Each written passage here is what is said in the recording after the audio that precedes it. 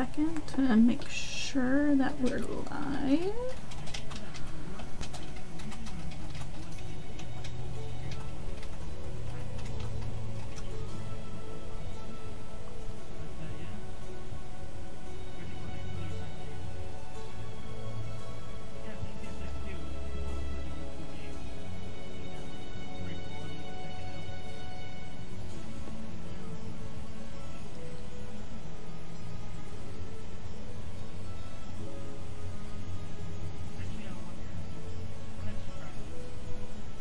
Okay, looks like we are. Alright, so hello everyone and welcome to Art at the Inn.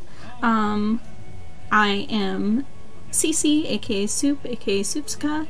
I am our channel artist here at the Laughing Dragon Inn. And today I'm going to be working on a full illustration. So I am part of a local art group, and as a part of that art group we like to do zines with different themes every once in a while, and our theme for this go round is fantasy.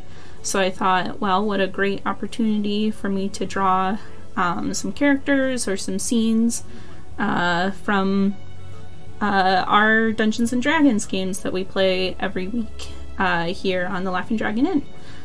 So today I'm probably going to be working mostly on this illustration here, unless I decide that I don't like this idea or something. And it's of my character Marley from our Spelljammer game Star Chasers. So yeah, I've already done the sketch. What I really wanted to do was, so in the game Marley is a shadar-kai druid, and I had her take the spell, I think it's called like Ancestral Guardian or something like that, and one of the options for that spell is to become this primal beast form. And since she's a shadar-kai and she's got kind of this complicated relationship with the Raven Queen, and she's got like this elaborate like raven tattoo on her back and everything. I think it was in either our last game or the game before that, we all kind of collaborated, and it was like this beautiful moment of D&D where Andy's calling it made up bullshit. It's not. It's in Xanathar's Guide. Just read Xanathar's Guide better.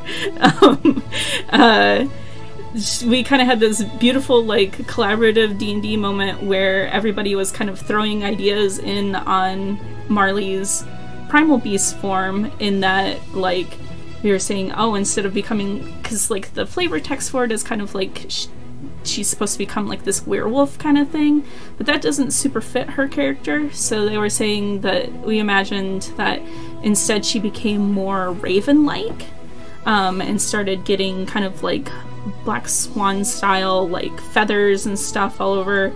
I think it was Andy that suggested that it started from her tattoo. So I kind of was thinking that that would make a really cool like visual piece. So I've kind of started sketching it out here.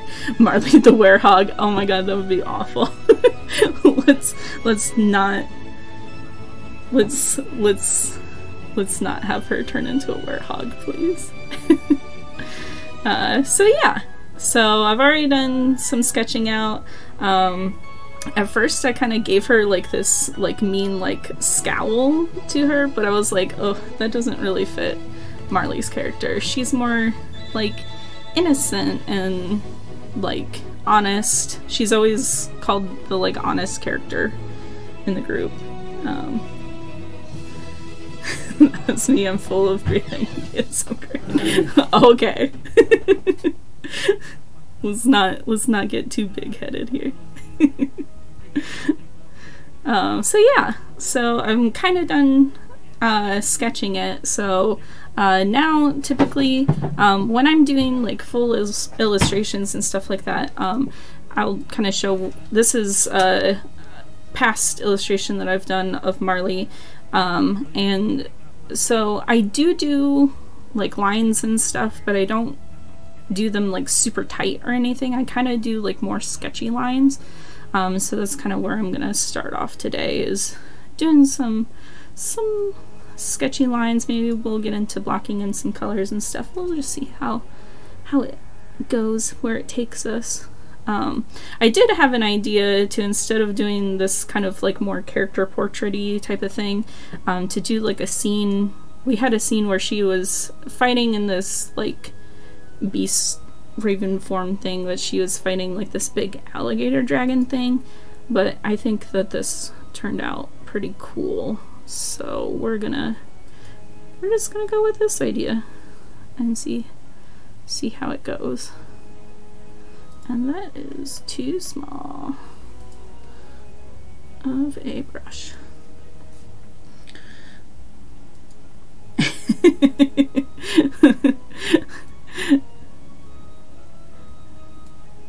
Yeah, that's me. I wish I could think of some of the spells and stuff that's in like Xanathar's Guide. Xanathar's Guide is like my favorite place to get spells and stuff. It has so many, just like, I don't even do it on purpose necessarily. Like, it's not like I like go into Xanathar's Guide and I'm like, what's made of bullshit am I gonna throw on this character or whatever. Like, it just, I look at like the list of spells that are available for druids or whatever, and then I'm like, oh, this one is rad as hell, so I guess I'll pick it. And they just all happen to be from Xanathar's. It's just a coincidence, I promise.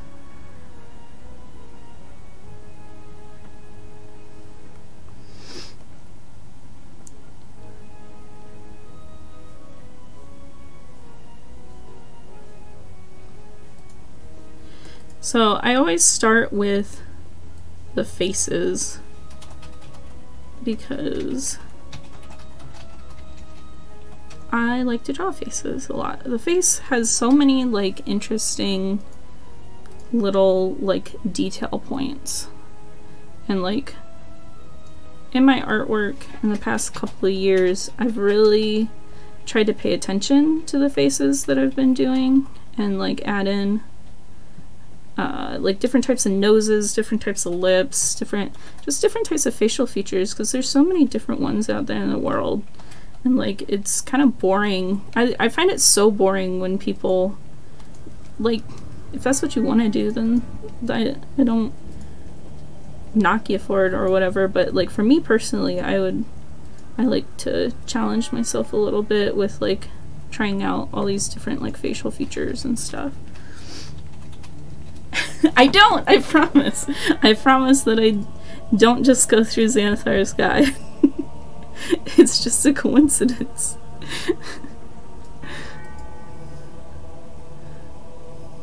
I do really want to make like an alt cover for Xanathar's Guide that's Soup's Guide to Made Up Bullshit. It's like a goal.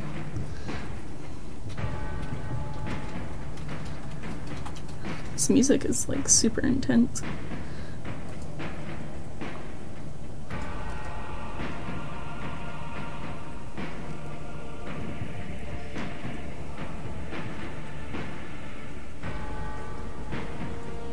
Yeah, so I like always find myself starting at the eyes, because the eyes are the windows to the soul, or whatever. I don't know. I just really like drawing eyes a whole lot, so I always start there. And it's kind of like a good, like, I feel like testing point too, to see like, is this really the brush that I want to use to ink it right now, or do I want to use like a finer brush? Do I want to use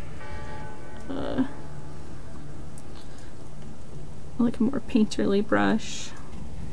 The eyes are just a good point to start with that, I feel like. So I was talking about like different facial features and stuff. For Marley, my idea with her was kind of like the shadar-kai to me, like, feel like a very, like, kind of a group of kind of traditionalists.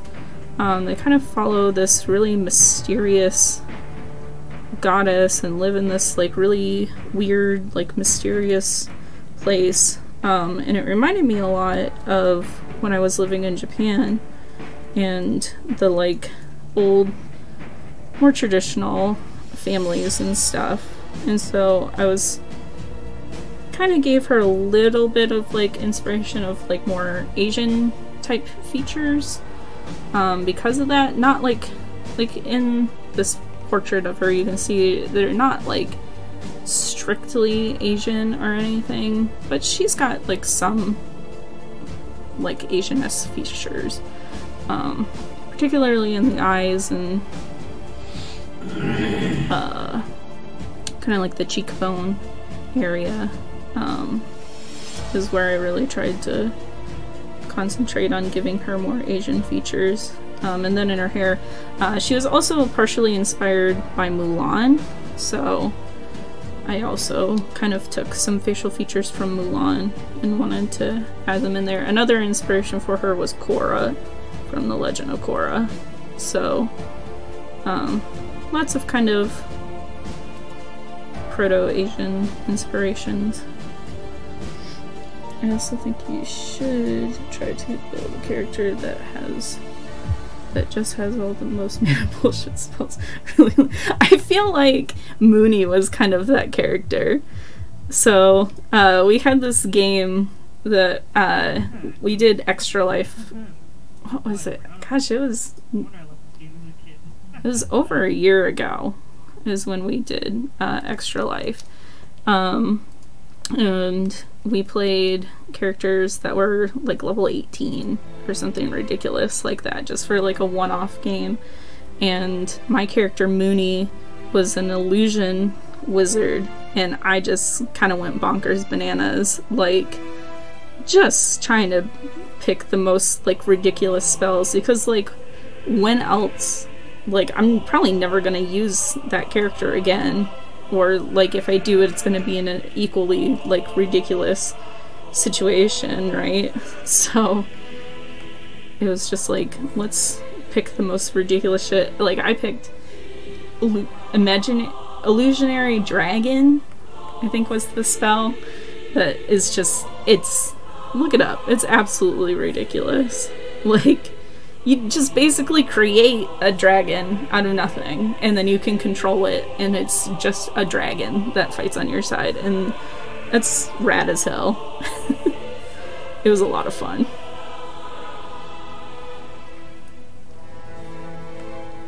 Illusion wizards can do some pretty bonkers stuff.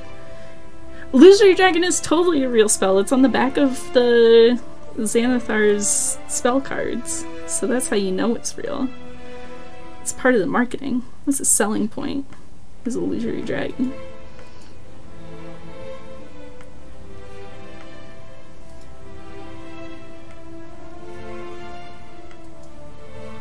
Ugh. So yeah, unlike with my emotes, when I am doing a full illustration, I do a lot of Control-Z to try and get like a nice line for the lines that I do want to accomplish. And so if you notice a lot of lines disappearing and then me drawing it again, that's what's happening. I'm undoing them to try and get the desired line. Even if I'm gonna come back later and draw right the heck over it. A lot of art is an exercise in futility. It's okay.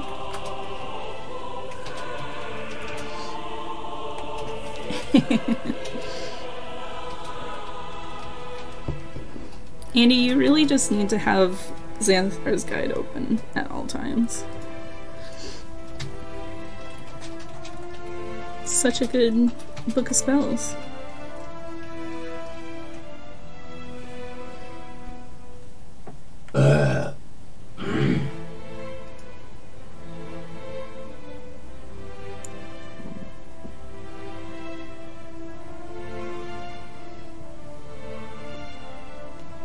you know what? I could probably turn down the opacity of this layer so I can see what the heck I'm doing better.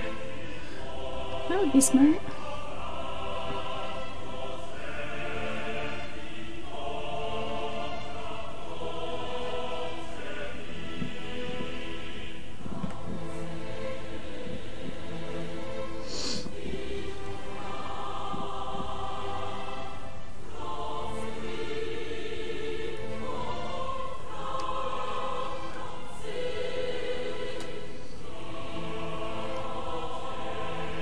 So now is where I've got to start like checking that these sketchy proportions that I made are not gonna look weird. Yeah, like her mouth is kind of off to the side there, so I need to readjust that mouth.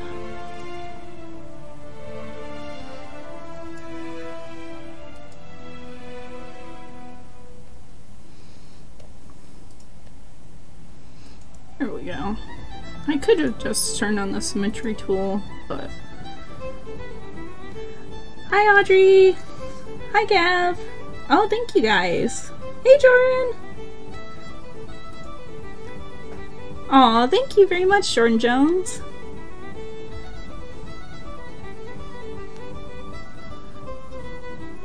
I'm working on some artwork for an upcoming zine for a local art group. And this is my D&D character, Marley. Hey, Wizard! Shango!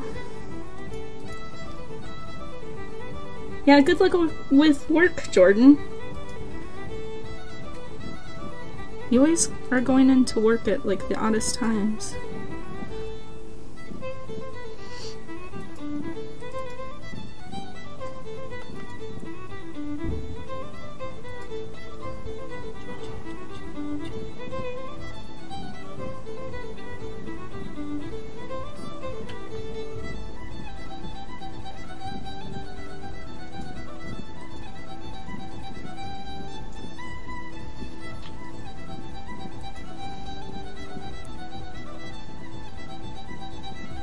Yeah, so for all the big dogs joining in the chats now, thank you for stopping by. This is my D&D character Marley. I'm doing an illustration of her for a local art zine. This piece will eventually be hung in a gallery when we're doing a live show. We're gonna do like a live drawing show thing in May, I believe. So,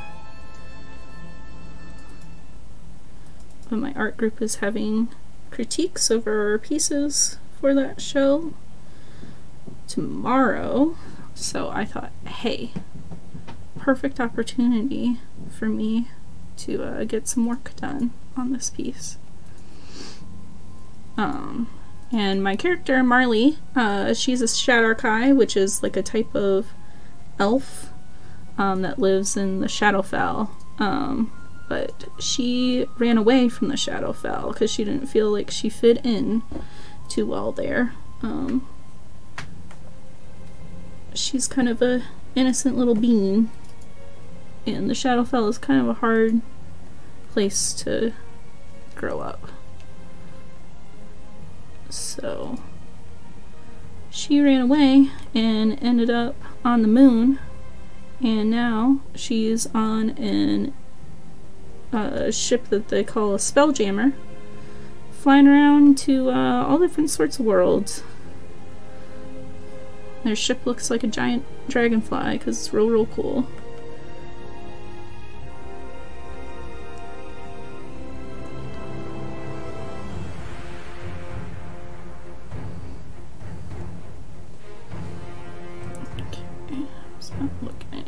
It's looking pretty good.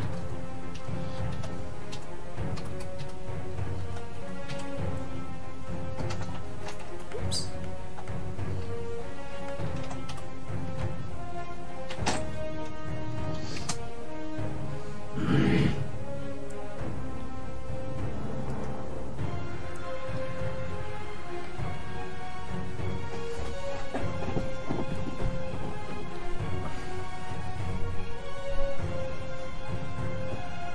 Oh, and I should say that I was explaining at the top of the episode, but I'll explain it again here since we've got so many more people joining. That Marley, she has this spell that she took called Ancient Guardian, I believe is the name of it.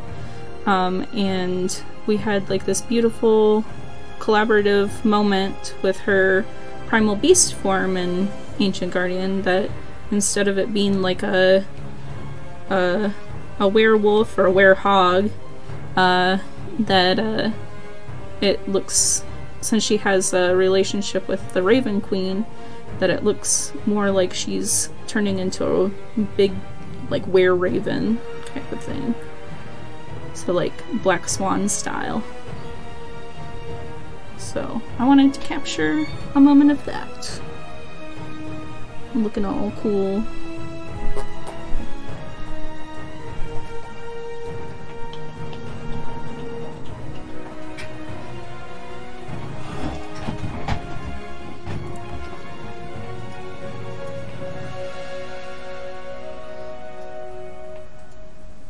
So if you guys have any questions, feel free to drop them in chat.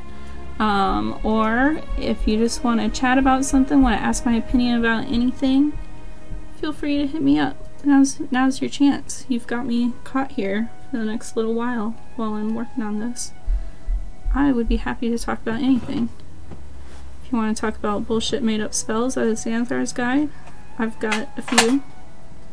If you want to talk about D&D, we can talk about that. If you want to talk about waifus, we can talk about waifus, I guess. Anything.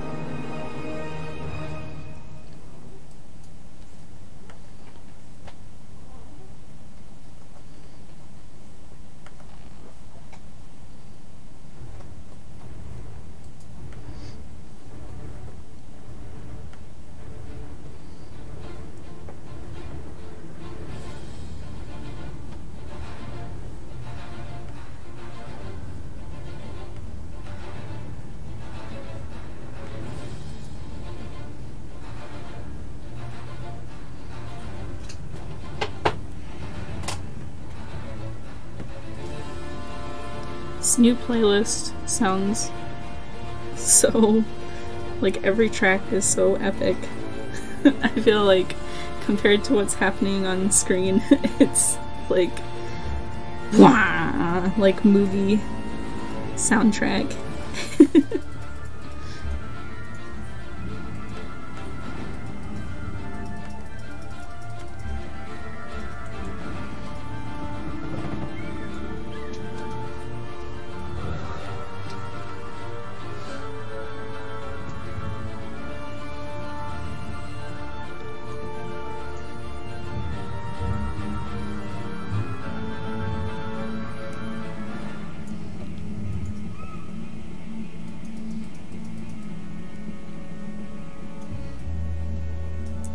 So what have you guys been up to on this Monday?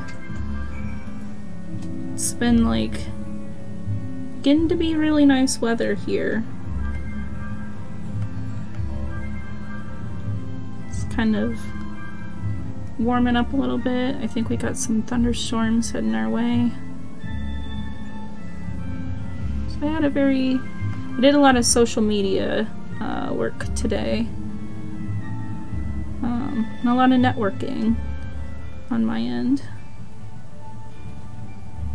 So that's kind of what I spent my day doing. Just kind of starting off the week, hitting that social media hard. I put up our streaming schedule for this channel on our Twitter, which you can find at laughINNDragon at twitter.com. So I worked on that,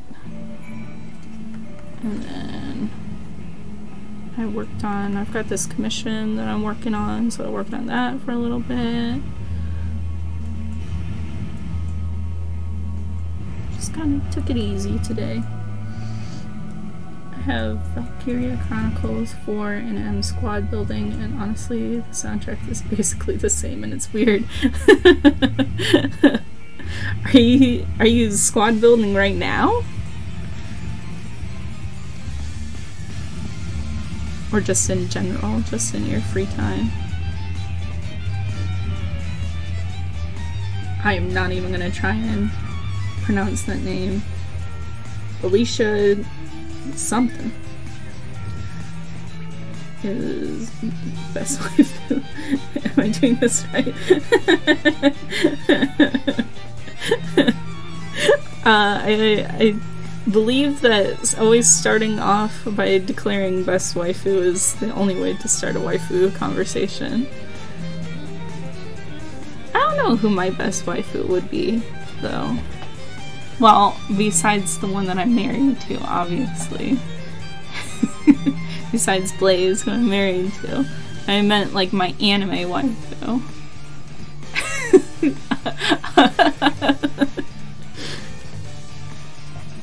I don't know who.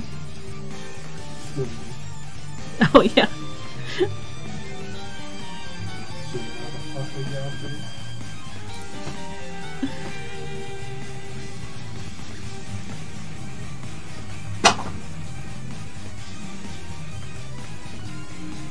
I've been playing a lot of The Witcher 3, so right now my waifu is Yennefer. She's not really anime. Could Yennefer be considered a waifu? I have very hard passed on Triss in that game. And basically anybody else who makes a pass at me, because Yennefer is the only choice in that game in my opinion.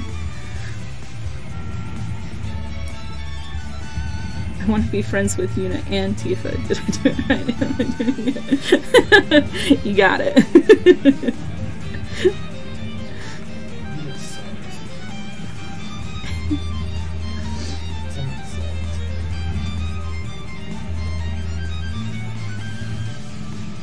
Freya? Which Freya?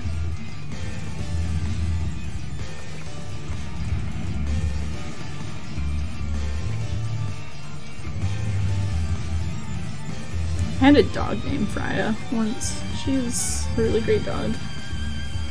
Ima.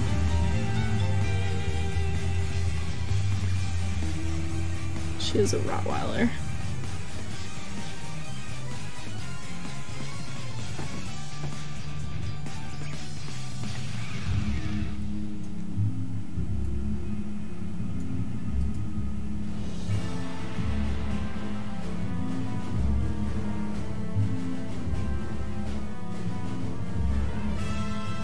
Okay. Okay. I assumed that 9 Freya was who you were talking about. But I also, like, my mind immediately went to Phantom Horizons, and I was like, is this about to get weird?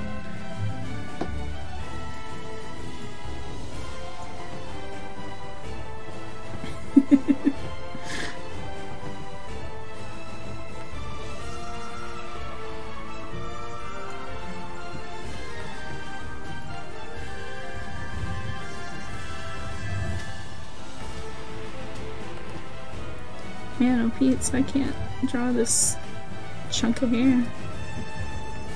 Look at me, struggle busting over here. I think it's because I drew this one and I got ahead of myself and it just looks weird now. Husband it. That sounds awful. Husbando is always the one. That's always what I say, is in the other form of waifu.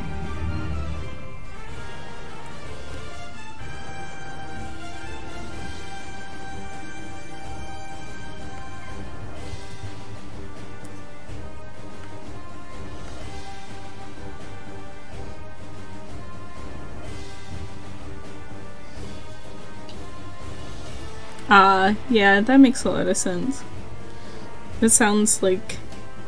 I mean, I've never played Valkyria Chronicles, but I can imagine that building out a squad would be something.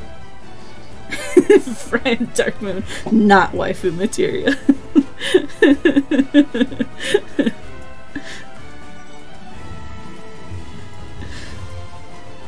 Would Zephyr be waifu material though?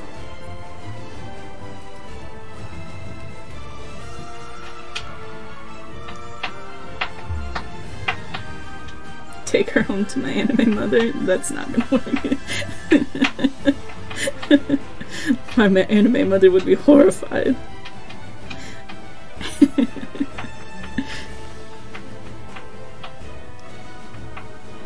Insert meme about how all anime mothers look the same, especially if they're gonna die in the anime, because they always have brown hair with a side swoop pulled off into a side pony that goes just slightly down the side, and then they're wearing like a shawl or some shit. Look it up. Memes, kids.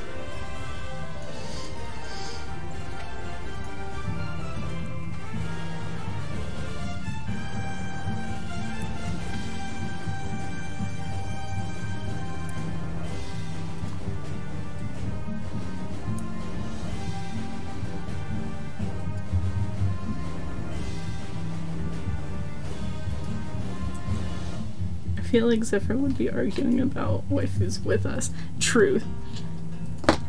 Truer statement has never been spoken.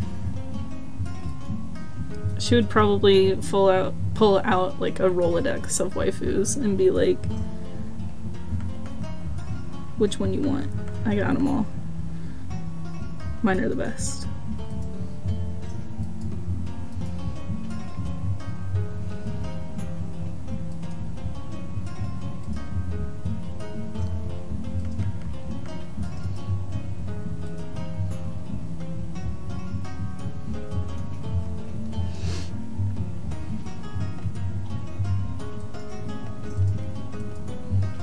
This sounds like some Witcher-ass music now.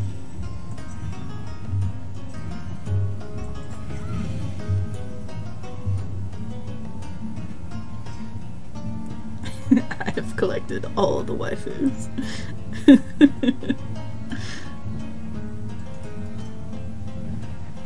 That's really what the role boys are just her. They're just giant walking, like, what do you call those things? External hard drives, just filled with waifu data.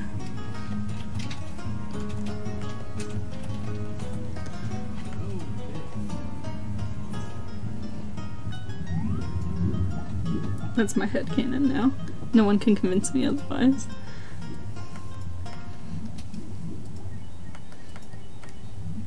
Except for maybe Liz.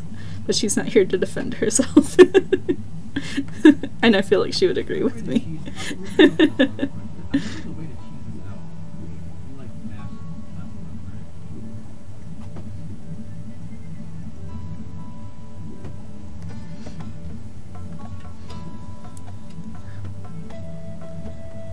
So for those not familiar with what the heck we're talking about, so on some Mondays on this channel where we play a game, well, I'm not in it, but I am constantly in the chat for it, so I feel like I'm there. No. It's a Stars Without Numbers game, which is like a different RPG system than D&D, called Phantom Horizons, and the character in there, Zephyr, she's like a giant mech pilot, essentially, and is J-pop as shit. And I love her a whole lot. I always just assume they look like her from Invader Zim, but with a solid screen face. I was imagining, like, taller, though. I always imagine them, like, kind of like that, but, like, I don't know exactly what reference I pull for them in my mind. I'm sure it's from something. I always imagine them kind of, maybe kind of K2SO, but like less long, gangly legs. A little bit more solid. More like, imagine, if you will, imagine a dark robot. No. Imagine, if you will, an adolescent K2SO. If robots could be adolescents. That's always what I imagine.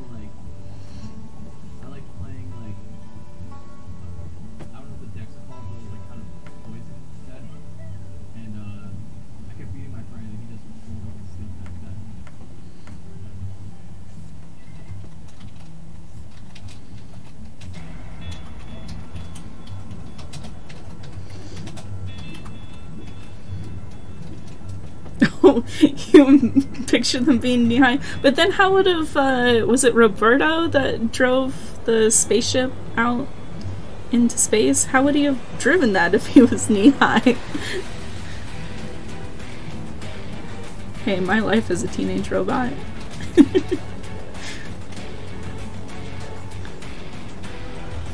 Let's talk about XJ9 and how my life as a teenage robot was an excellent TV show.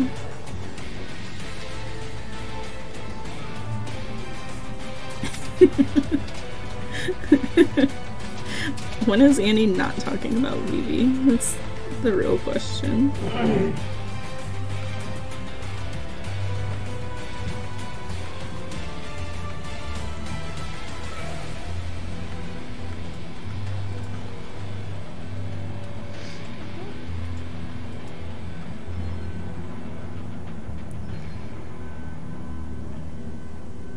Am I the only one that's been picturing them taller?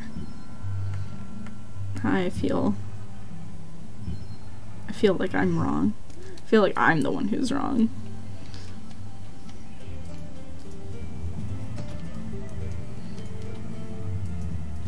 I was picturing like Unseen Servant, but a robot boy instead. Now I feel like I am incorrect.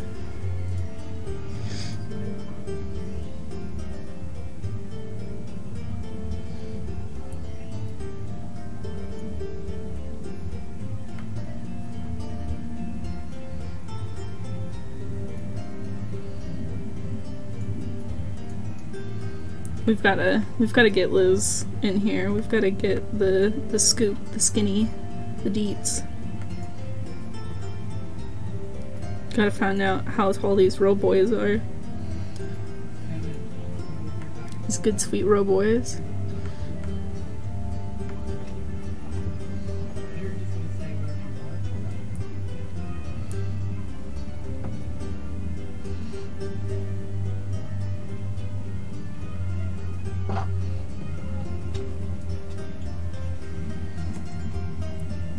Okay. It's looking pretty good. It's a little uneven, but it kind of makes sense. I might change it. Oops. Oops. I meant to press redo, not undo. What am I doing? Okay.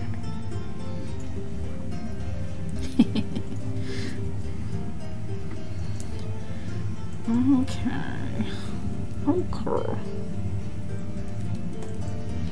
I might pull a switcheroo and switch to coloring here in a second because it's my drawing and I do what I want.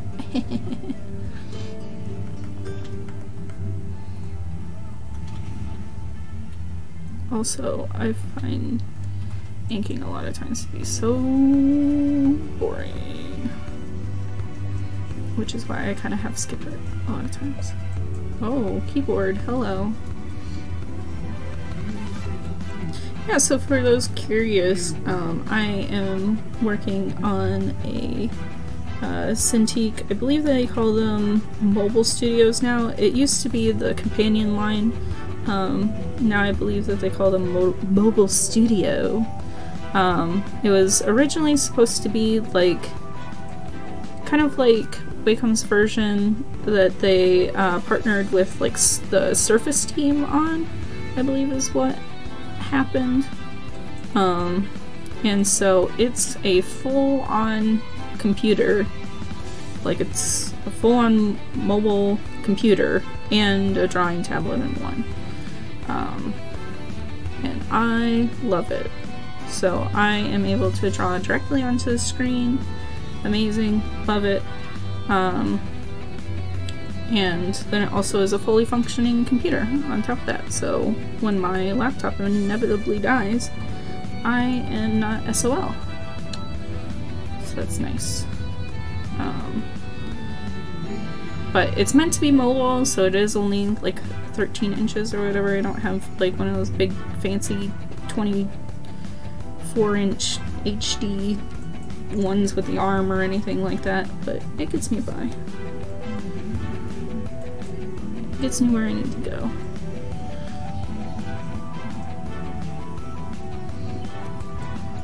Okay.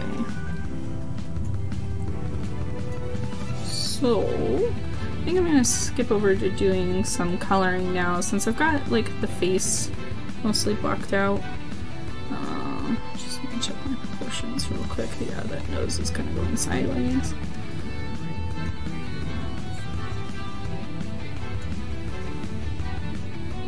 This is like straight up like Dragon Quest fight music or something. Like brand discussion topic. When creating a D&D character, what do you start with? Visual design, backstory, race, and class? Oh boy. It kind of depends. I feel like every time that I make a new character, I do something different. What do you guys do? I'm curious about that also, like while I sit here and blabber away. Like tell me what you guys do also. Cause like, I don't know, I feel like it all kind of happens at once. Like obviously as a more visual person, a lot of times like the visual component for a character will come into my head first. But a lot of times it's just like I know with Moat, I picked her class first. Moat was kind of my first, was definitely my first 5e character, I think. I might have played 5e before I left for Japan, and I can't remember if it was 4e or 5e. But definitely my first character on the channel, and for her, I picked her class first. I really wanted to play a ranger, like real bad. And then I started looking around at races, and that she was one of the only characters that I really consciously chose her race based off of the class that I chose, and that is because I was really afraid of making a complete dingus out of myself as my first character with a new group of people.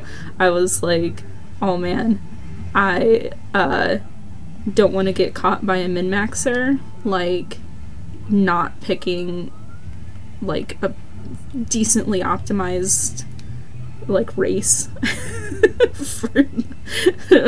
for the class that I was picking. Comes to find out, like none of the people in our groups are min-maxers, I don't feel like, anyway.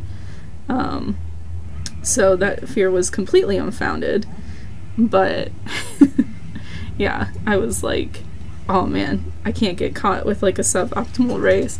So I kind of settled on half orc, even though I really was digging the like flavor of Kenku at the time, just like reading and learning about them. And so that's why her backstory has a lot to do with Kenku, because I I really like the idea of them, although I did not know how to handle their speech stuff also. Was another reason why I didn't choose Kenku either. And just wanted to incorporate them into our backstory instead. So yeah, that's Moat. Let me see what you guys are saying. I started with all the hard No such thing as stupid character choices, only stupid characters. That doesn't work. Hey! Concept backstory usually. Often I start with a central concept and build outward. My next go-to is just create someone who's bad at their class. See, that's kind of what my idea for Marley was, is that I didn't want her to be a very good druid. Like, because I didn't want her to be very good at anything, really. Yeah, I don't know. I feel like it just depends on the character, because, like, for Vianti was kind of an interesting case because I had to create him so quickly, because he was originally created for a one-shot, and I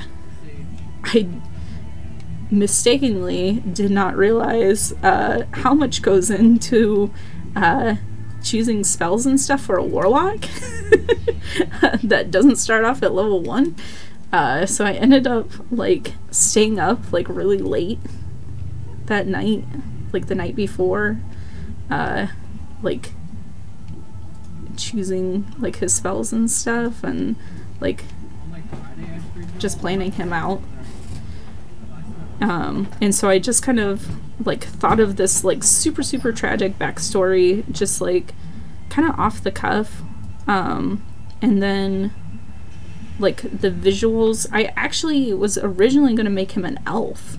I thought that visually as an elf he would kind of look for what I was going for with like what I envisioned like a warlock character would look like. I thought that an elf would look really cool. And then when I was going to choose the class and kind of reading about like different elves and stuff, I just happened to come across Yuan Ti, and I was like, oh man, I could do something really interesting with like the idea of like Yuan Ti having different like scaled parts of their body, and I thought that something across the cheeks that was like a constellation pattern that had been kind of carved into there would look visually like super striking and super cool. So I ended up making him a Yuan Ti instead of an elf. Yeah, he was originally supposed to be an elf. Race is all starting from race and class.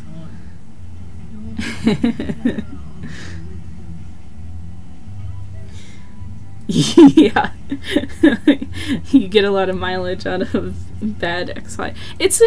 I feel like for adventures it's an interesting like starting point. I also understand the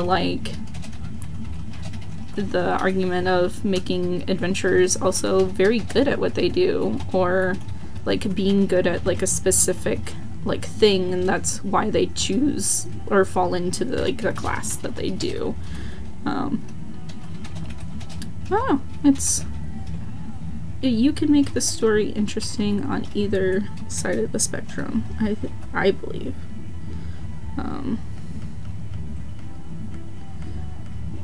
I tend to kind of pick like one thing for characters to be like extraordinarily good at or something, and that's kind of what is their thing that makes them kind of stand out, but they can be bad at like everything else.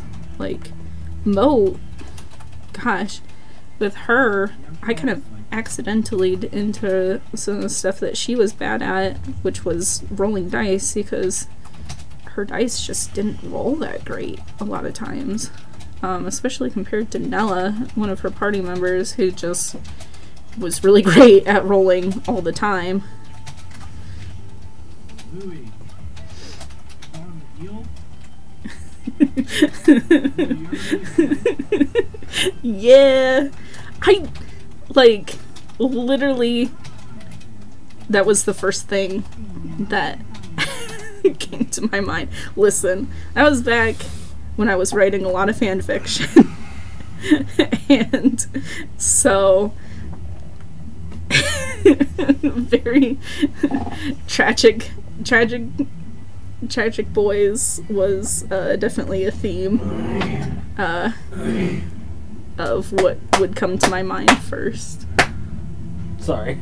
I got like really into the music because I'm so fucking bored in this match. Everyone's dead with the Paladin and Red Mage, and this is soloable with the Paladin. So it's so fucking boring. Sorry about it. It's so boring. Sorry.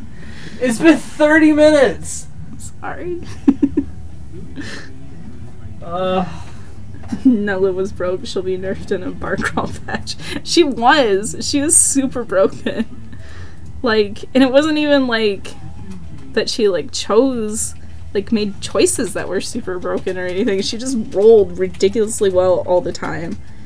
I don't know what dice she was using. I don't know what dice gods she prayed to. That she always got she just hit the nuts every time. And was a hilarious... No, shout-outs to Liz. Liz makes some bomb-ass characters. Like, everybody on this channel, I feel like, makes some bomb-ass characters. But Liz, like, every time that she makes a character, they're, like, immediately my favorite. She's just got a special talent for... And, like, I even wrote, like, a short story that she did, and the characters in that were, like, excellently done also. Like, she rocks at that.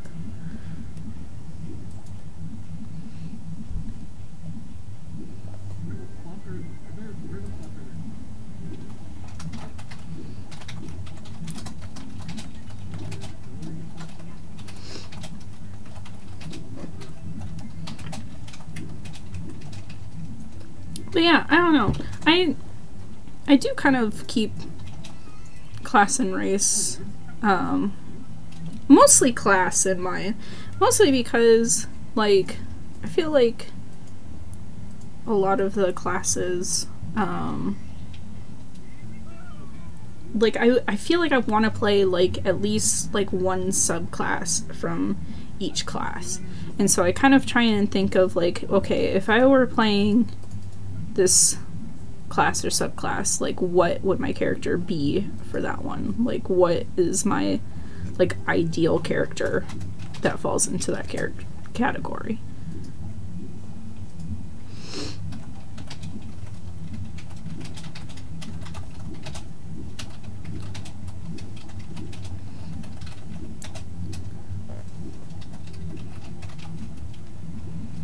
But then, like, oh, with Marley, I feel like I wanted to play a shadar-kai. I knew I wanted to play a shadar-kai. Because before we had even decided on Spelljammer, I had been talking to Andy. I think I had been talking to Andy before it about making a shadar-kai. Because, again, every once in a while I like to go through and just, like, do a deep lore dive on, like, different races and stuff. But originally my concept for what was eventually going to become our Spelljammer campaign was to do a Sun Soul monk. And I thought that the juxtaposition of a Sun Soul monk and, like, this person that was born in shadow and stuff would be, like, a pretty interesting or cool story to tell. And just thought that Sun Soul monks were anime AF. And so I really wanted to play one. And then we ended up doing Spelljammer, and monks aren't, like, super great for Spelljammer, because you really want to have spell slots, and monks don't really have that. So I'd always been trying to think of a druid concept, and the idea was floated of, because we needed a tank in our ranks, to have a druid tank, And out of the tank options, Druid sounded the coolest to me. So I ended up thinking up a Druid, and I still wanted to keep the shadar-kai because I was really digging shadar-kai at that time. And so then Marley was born. Or thought of. Not really born. That sounds kind of weird. She was not birthed. No. She was born into this world. I've also thought of trying to play only one class and vary the subclass each time. Just play clerics or rogues forever. Yeah. I mean, there's definitely like some classes that the subclasses interest me a lot more than others. Like the fighters, I don't really have a whole lot of the subclasses and fighters that really appeal to me, just because like it's not my type of class in general. I really like halfcasters a whole lot. I have always, like in a lot of like even JRPGs and stuff, always gravitated more towards that person that can wield a sword just as easily as they can wield a spell. That's always been like a super cool concept to me.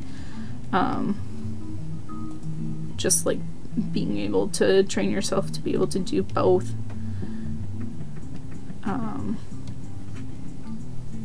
Has my music stopped? Did I come to? Video paused. Oh, it's trying to play an ad. Cool. Let's skip that. Let's not.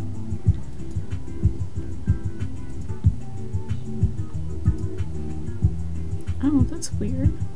This is a different one. Where did my playlist go? Hold on.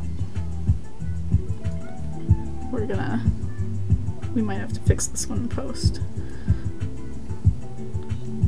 Where did that playlist go? Why did it turn off? There we go. We're back on track. Yeah, apparently the Beebs wanted to interrupt.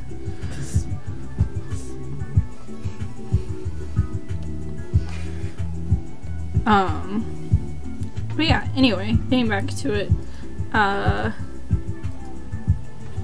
don't know, there are like multiple Warlock ones that I would be interested in, because, spoiler, I like Warlocks a whole lot. Although I kind of feel like maybe I just won't enjoy another Warlock as much as I like playing Vianti, so maybe I should just never do another Warlock.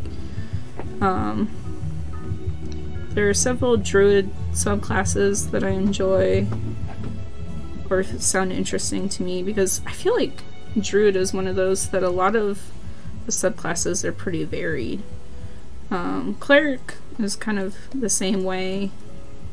Wizard is another one, but they have a lot of interesting subclasses and stuff. I haven't played a cleric yet, though.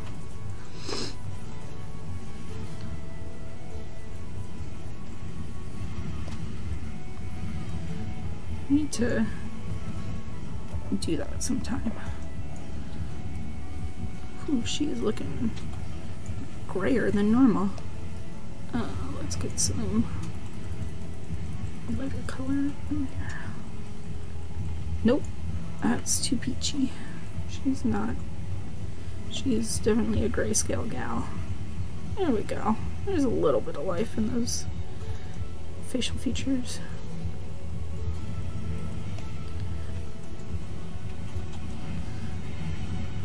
I did have a very brief moment that before our last anniversary stream, because for our last anniversary stream, we were taking some of our characters, and if they weren't at, I think it was level 8, then we would level them up to level 8.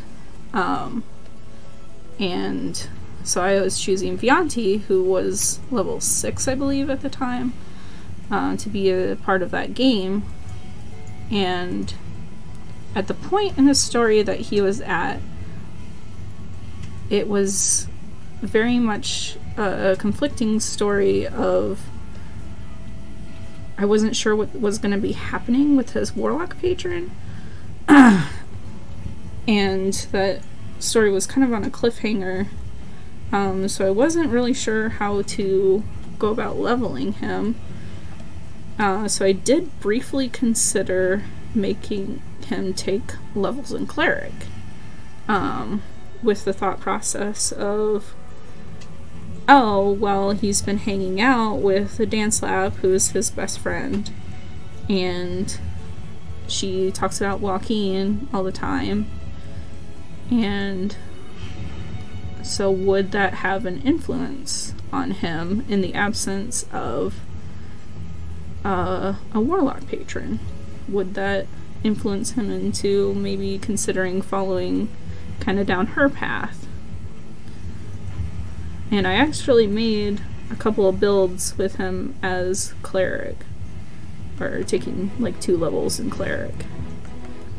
But I didn't think that we would have time to explore it in game, and their levels were supposed to revert afterwards. So I ended up going, I had 2 builds, and I ended up going with the full warlock build. Kind of a last minute decision.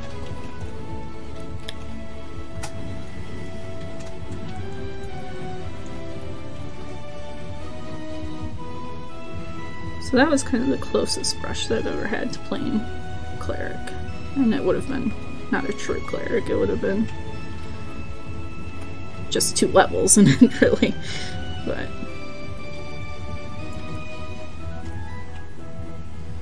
it was a brief consideration.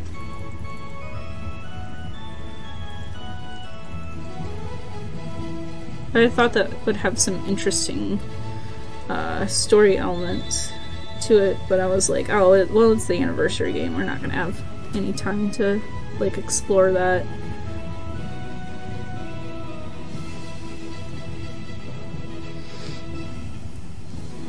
Yeah, it would have been interesting. Who knows? It might still happen in the future. But I'm also like not sure, like now that I've had like more time to reflect upon it, how I almost I'm very glad that I didn't choose it, is what I should say. I'm very glad that I didn't go with it, because I think that if that's what's gonna happen, then I want that to play out like in the game. I don't want it to be like a decision that's like made off screen, if you understand what I'm saying. Like, I think it would be interesting if it was like something that like the Auntie and Dance Lab actively discussed, was maybe him following the path of Joaquin or something. But at the time I was like, oh well, this is something interesting to consider. But now I'm really glad that I held off on it.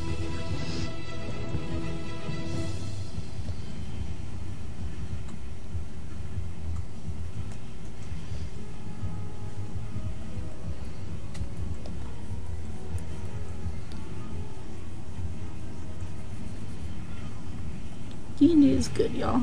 It's a good time.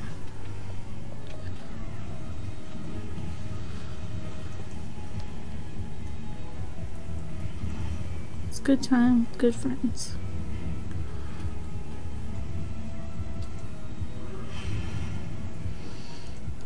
So what I'm doing now in the drawing, just to kind of touch back base with that real quick, is the brushes that I like to use are these gouache brushes. I've found have a really nice painterly quality to them.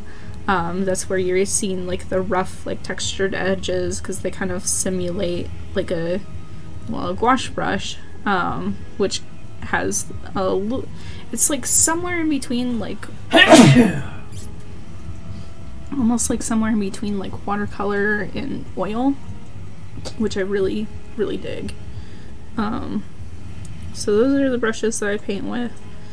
every once in a while I'll come in with like a harder brush. They've got this brush that's the thin gouache, which is what I use for my lines, because it has a little bit easier to control kind of quality.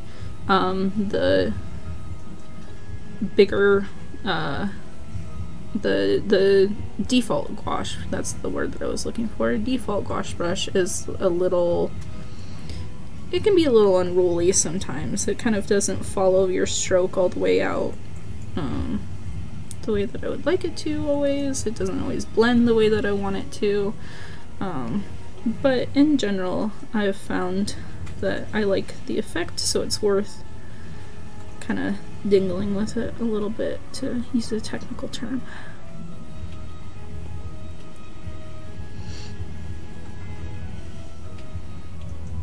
I'm deciding. So what I typically do when I'm working on like a full illustration is I'll do some like rough lines like I've done, and then I'll come in and I'll try and hit like my high highs and my low lows, where I think I'm gonna really want like my shadows and everything to fall in a given area. And it's looking a little, I don't know, we'll see how it goes. And then I will combine those two layers and then really go at the painting. I used to keep my lines separate on like a separate layer, but once I started using the gouache brush, I wanted my lines to blend a little bit better with the more painterly look, and I just couldn't achieve that keeping the lines on a separate layer. So now I just kind of mix them all together. Let's grab some of Marley's purplish kind of lip tone that she's got.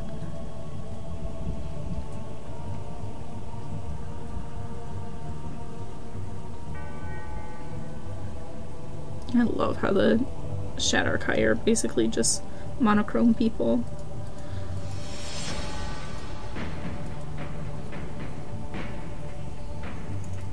Monochrome elves. One of my favorite things to do on faces is, and probably a reason why I end up drawing a lot of female characters as opposed to male characters, is I love drawing the like makeup details on female characters. Like even somebody who like Marley doesn't really have like a whole lot or anything, and it might be kind of weird because I don't like wear makeup in my daily life or anything like that. I really only wear it on special occasions and stuff. But I used to follow this artist, or well, I still follow her, that goes by the screen handle Ipis online. She's was really popular back when like League of Legends was kind of in its heyday, because she did a lot of League of Legends fan art, was kind of what she was known for, and she still does a bit of it, but her like makeup detailing work and her like face coloring was always like a huge inspiration for me, and I've watched so many of her process videos. It taught me a lot about art, so that's still one of my favorite bits to do.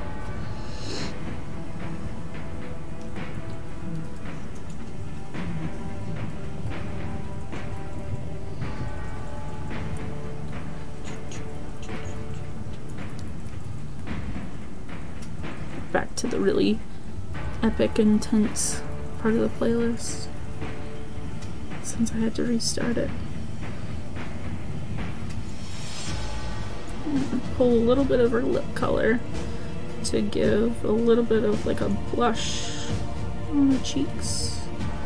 Just a subtle hint of it.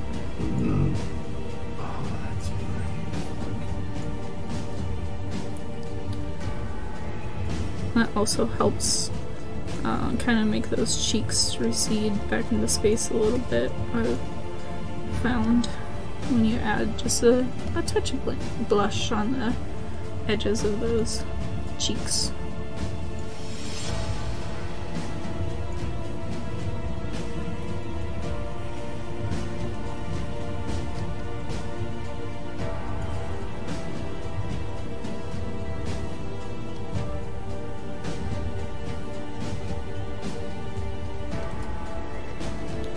And then I'm coming in with, again, kind of a rosier color for the nose, and that just kind of makes the nose stand out a little bit.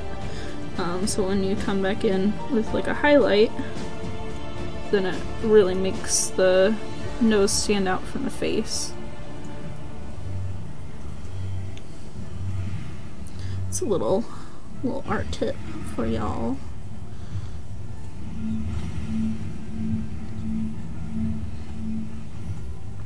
Now we kind of want to get one of our darker shades and come in under the nose. Like that. I'm going to need a darker shade. Kind of.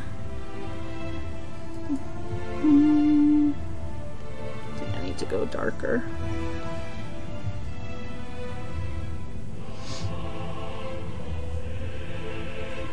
Yeah, that'll be a good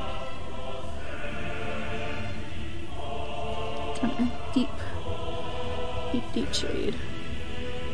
So I'm gonna hit all the spaces where, like,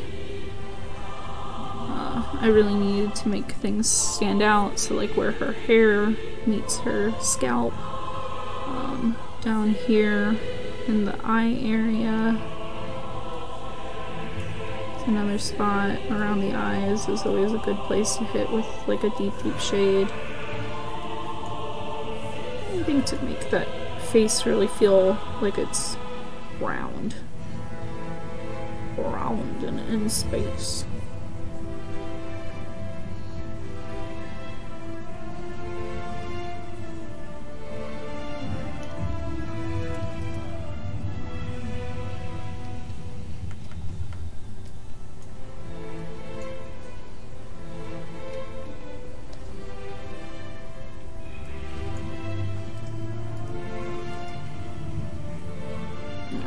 Ears to recede back.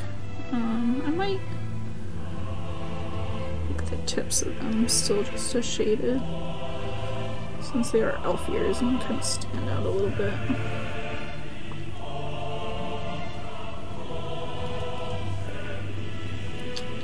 And then I need to come in with a really bright, almost white highlight and hit the really bright spots.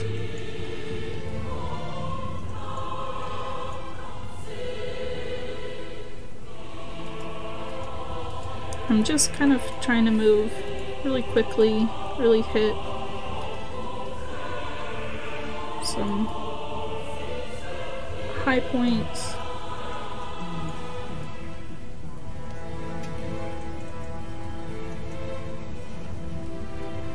Just so I kind of get a quick idea. Actually, up the brush size a bit.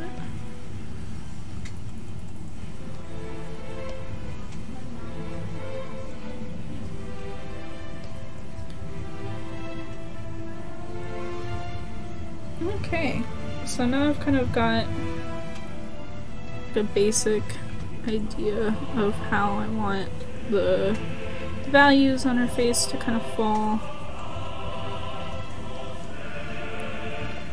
So it's darker shades down here at the bottom of the face. Kind of zoom out a little bit and make sure we're getting the values that we want.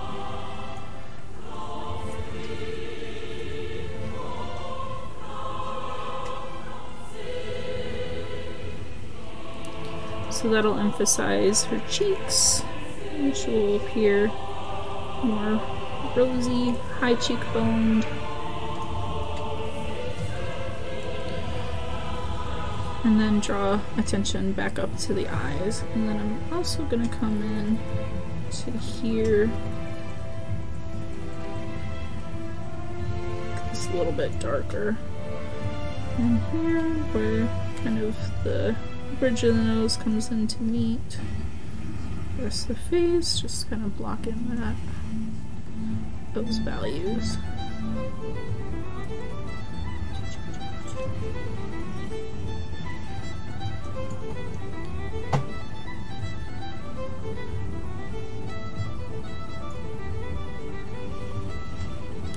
Round out her face a little bit more. There we go.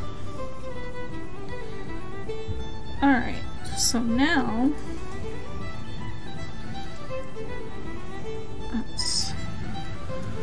I like to work very non-destructively, so even though I'm going to merge these layers, what I'm going to do is I'm going to make a copy of it first, and then kind of hide it away, and then merge these layers down. So now I can come with a smaller brush, and these lines will all be one thing. And now I can really get into the nitty-gritty details and blending everything, making it look really nice. Nice.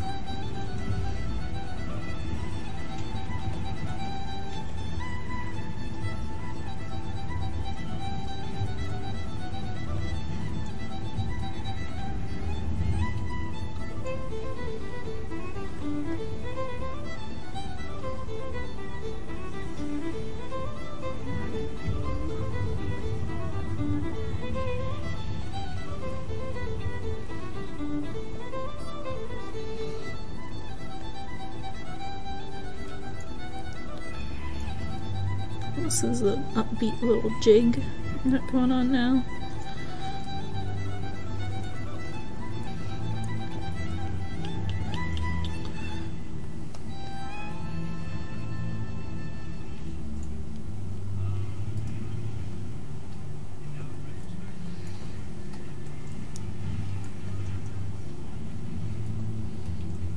So anytime that I kind of want to get like a harder line, I'm going to come in with the thin gouache brush, because that's going to give me more control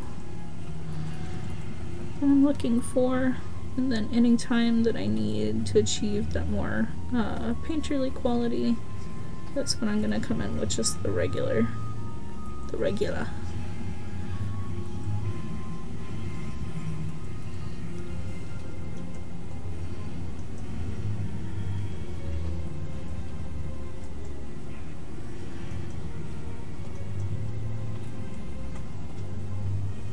Give her some eyelashes.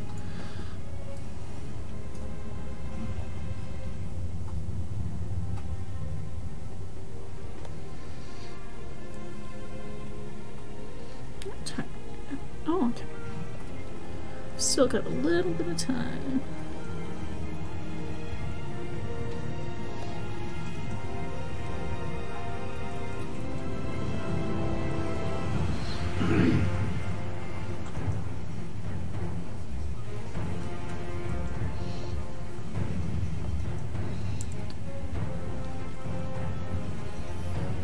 Let's get a good eyeball.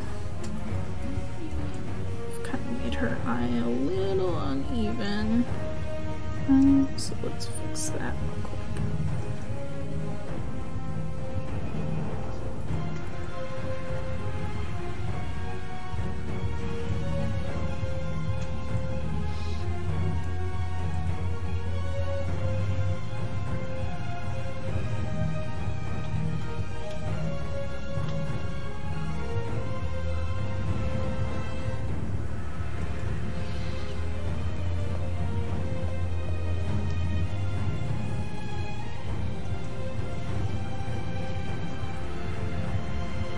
That I can probably work with.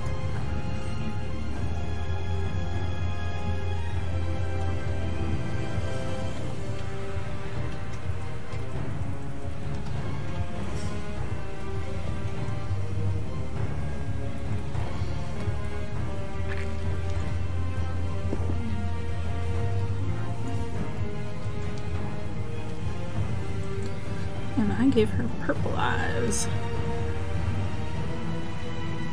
So let's pick that color. And I'm actually going to make another layer underneath real quick. Oops. Oh, I have the eraser tool on. Ha ha ha ha.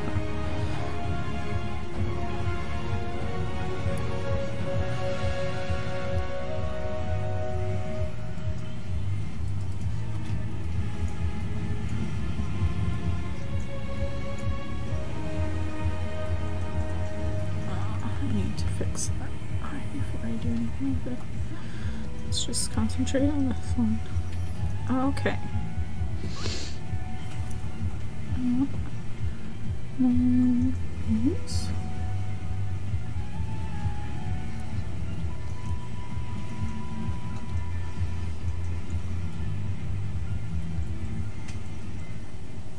All right. So then merge, and now we can really get down to the nitty-gritty of this eye.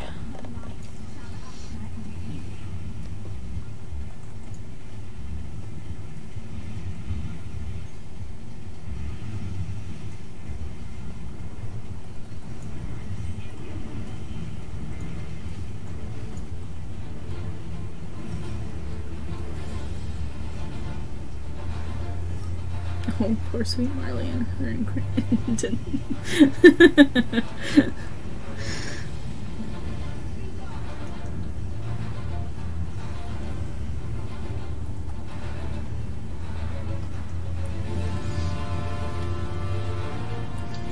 Painfully honest. She is a little bit.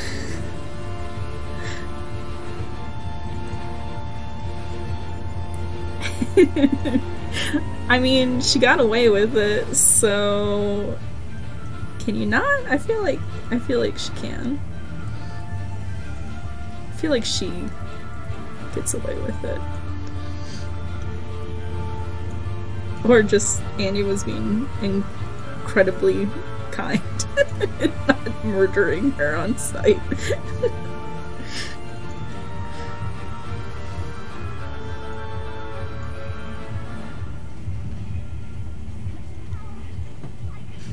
She doesn't speak for us. That's probably a good idea. She does not have a very high charisma score. But that's what I kind of love about her. I kind of love just being able to be like completely socially awkward, and because that's how I interpret like a low charisma score, is just, it's not that she's like dumb or anything, she's just kind of socially dumb.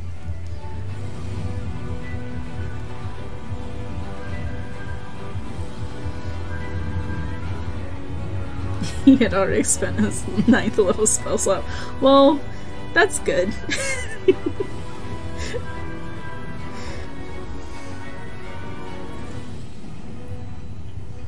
Maybe I should add also incredibly lucky that he had already spent his 9th level spell slot to her list of characteristics.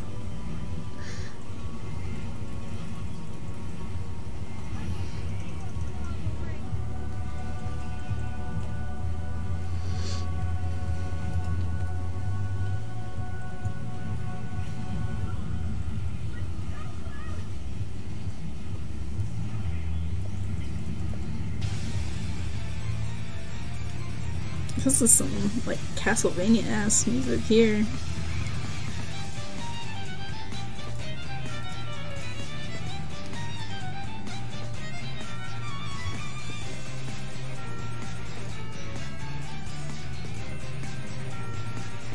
What is this? Curse of Strahd? Aha.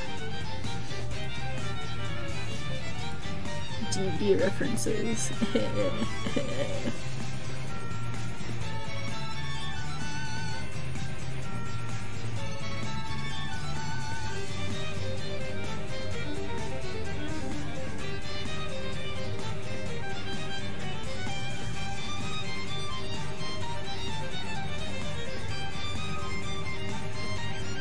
Morgana.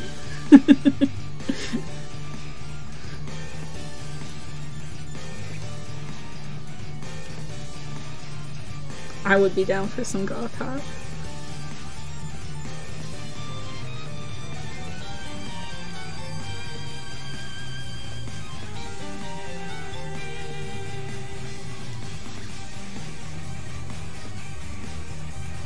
Seriously though, if anybody is a composer, I don't know, person who makes chill hop music, make fantasy chill hop music, please.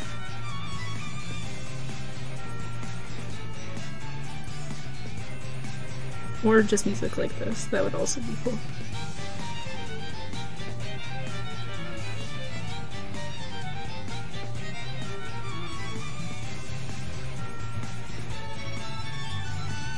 DJ in Castle Ravenloft, the one and only DJ Strud.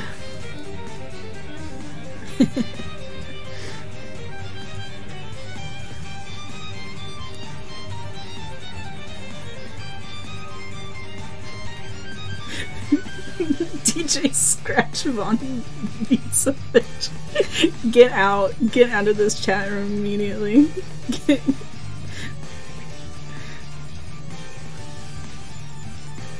You're not allowed.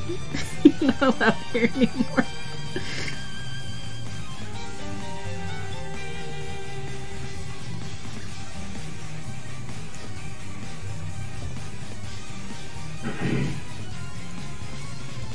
I do not want to see fan art of it. I lied, I do want to see fan art of it. Actually, what am I doing? I should just stop drawing Marley now and just draw DJ Scratch Bomb beats a bitch.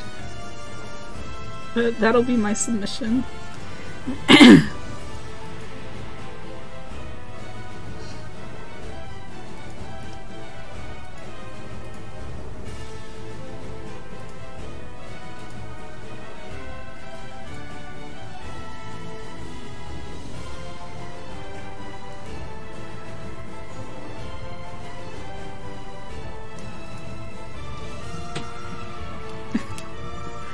Oh my god, Marty, I would love to do that.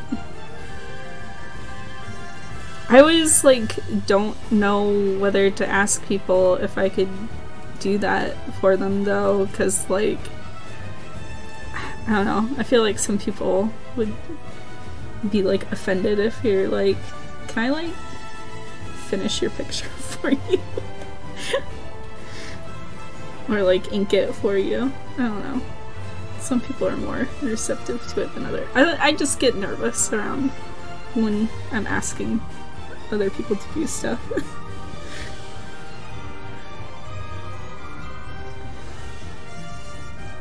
Oh, well, thank you. I try my hardest.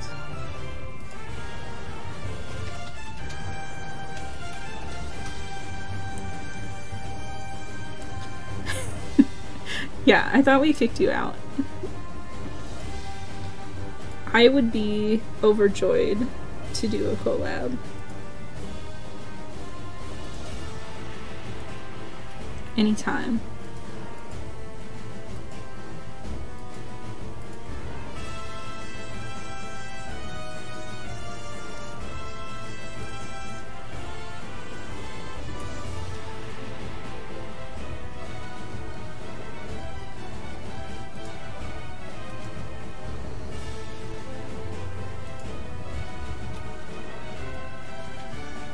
What I really envision for this show is to hopefully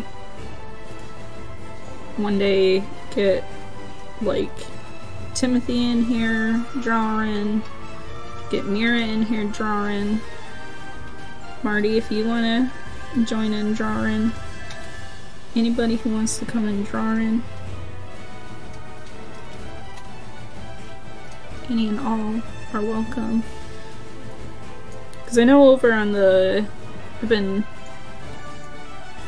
going to the Big Dogs stream and the Big Dogs Discord. They've been pretty awesome group of people. And over there they do sometimes some collaborative art streams, and they are a lot of fun. So now I kind of have a better idea of how to do them. I would love for more people from the channel to join in, and let's do some artwork together, or do some collabs.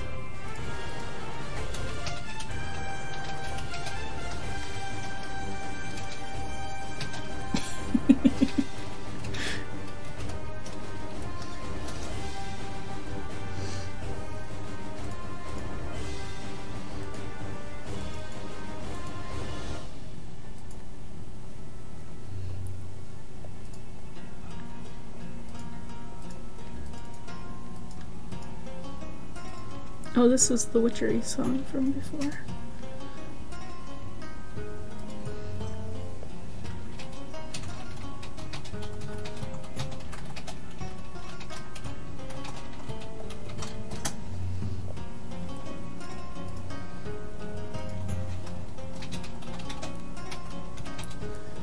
I just need to be nuts.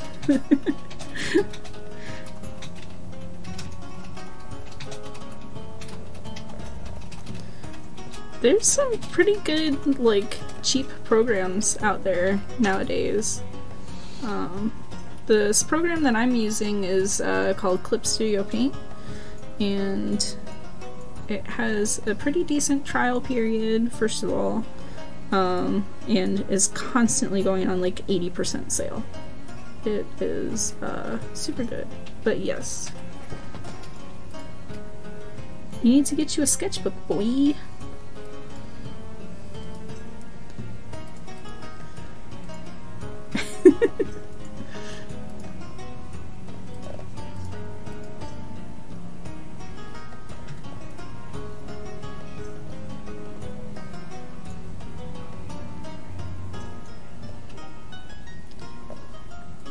That is a huge eye. I'm now realizing now that it is fully rendered. We might go back and make that smaller later on. I don't know. Maybe it just looks weird because it's the only one colored. We can try and find a way to do a top-down camera for physical media. Yeah. You can, if you've got a cellular device, you can purchase what are they called? Tripods that they are built for like iPhones and junk like that. Just FYizzle. But I mean, there's other ways too, like with a webcam and such. A web camera.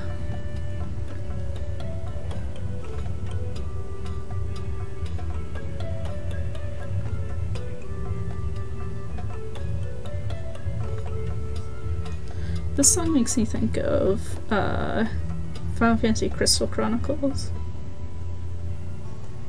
which is a very good game.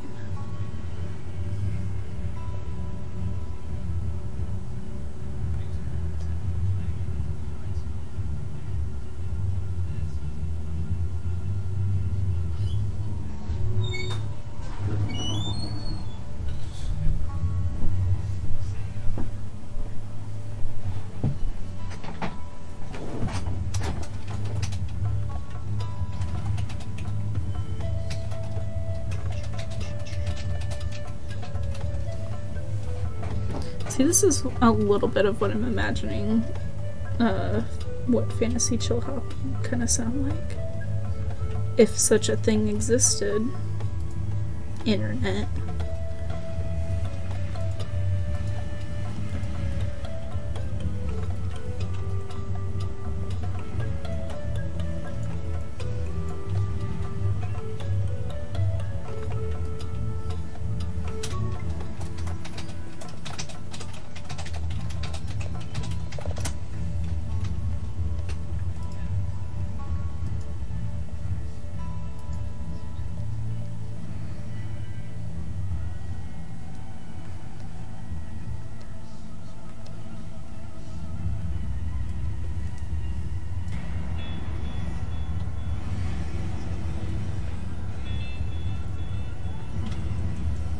My wife has been sort of trying picture for my interview.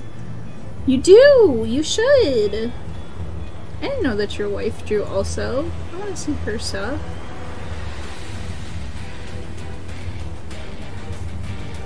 I just love it when people draw. I love looking at artwork.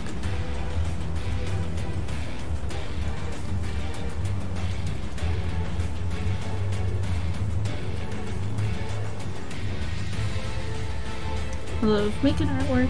I love it when other people make artwork.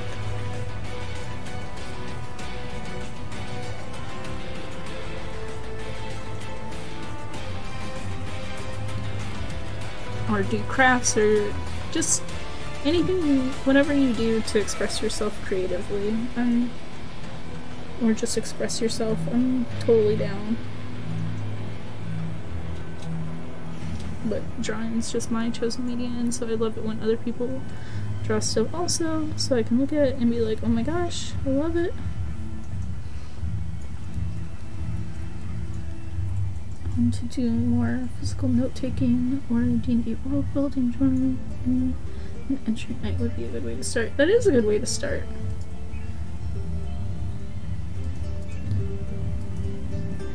That's why one of the things I super love about being a part of this our streaming channel is it gives me a lot of material to, even when I just want to do a doodle. I've always got like inspiration and stuff to pull from. It's been one of my favorite things about it. She's currently working on Naruto characters. Oh my god, I need to see these. I need to see them. She's the Hokage now.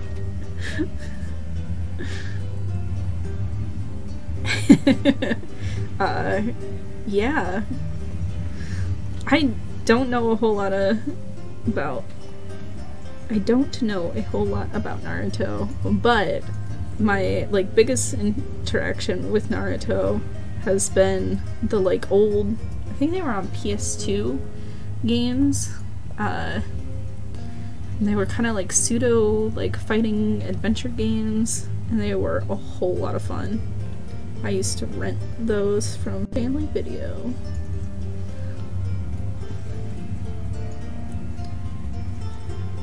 Okay, we might need to lower the size of that eye later on. We'll see how big and massive it looks once I have the rest of the face rendered.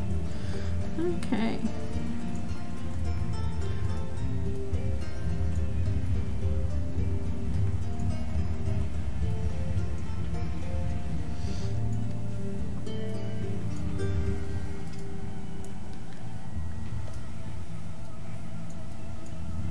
But if she doesn't mind showing those, Marty, I want to see those.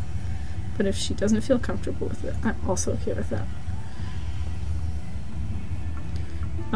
A good thing to get if you do want to get into like doing like a daily like creative thing, either journaling or drawing or whatever, I've found is I have this planner.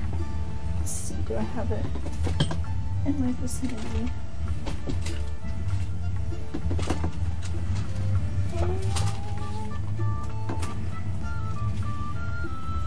That would be a negative.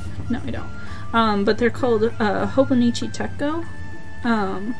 It is a planner that was made by the creator of the Earthbound series, the Mother series. And he really wanted, or he based it off of his journals that he used while he was creating Mother or Earthbound. And they've got like really nice big spaces that you can use for like journaling or drawing, and it's all grid paper. I think that you might be able to buy different kinds of paper But the one that I use is grid paper, and so it works as a planner and also gives you plenty of creative space. And I always love plugging them because it was something that super helped me back when I was teaching, to make sure that I not only stayed on track for teaching, but also had a fast and easy place that I could pull out and be creative and jot down ideas. It was really, really nice. I really, really liked it a lot. I need to buy... I was actually just talking about it with a friend. My friend, for my birthday that I just had recently, sent me like all of these stickers. Just a buttload of stickers of cute little anime boys. And I have absolutely nowhere to put them. And I was saying to her earlier that I needed to order this year's version of my Hobonichi pages, because I am behind.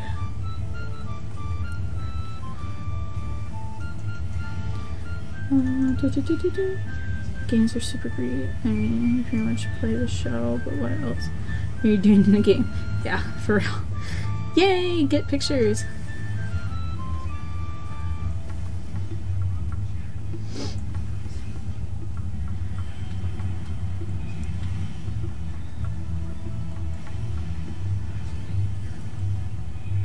But yeah, I only watched Naruto when it first aired on Cartoon Network, because it was like such a big deal of like, oh my god, anime, even though they had been showing like Dragon Ball and stuff, but it was like Naruto was like, I don't know, it just felt like a big deal. And so like everybody had been talking about it for so long, and I could finally watch it, and so I was like, okay, I'm gonna watch it. And then I just kind of fell off of it a bit. It just wasn't a show that kept my interest, I guess. It's good. I'm not gonna like knock it, but also the English dub I kind of got like irritated with, because all of the "believe it" just was so ridiculous.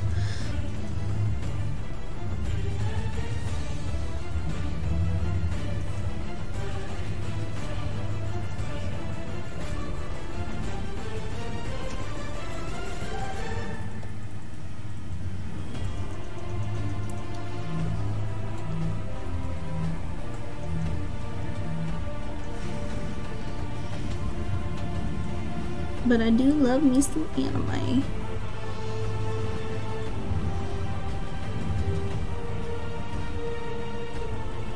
Let's go back and give her some lips.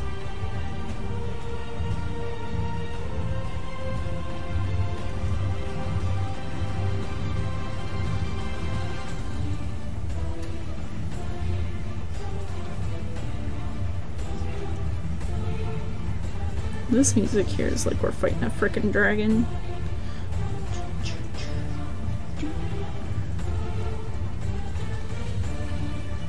Oh, Toonami.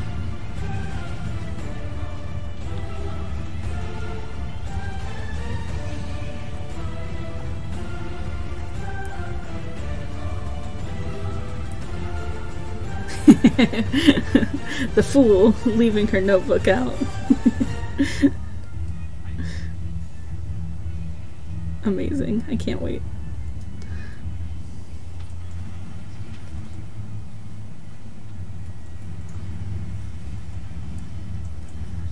With your Dragon Ball and your mobile Fighter Gundam. Oh my god. G Gundam is the best. Fight me if you disagree.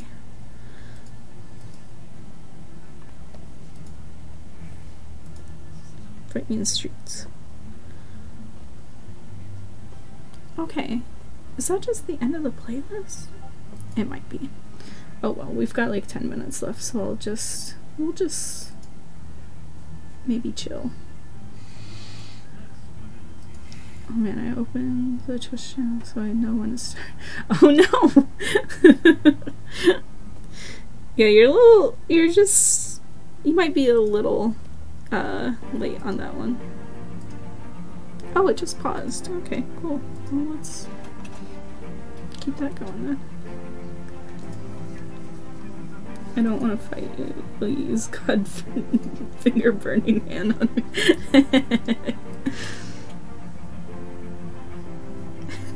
You're just a little bit late, Dan. It's okay.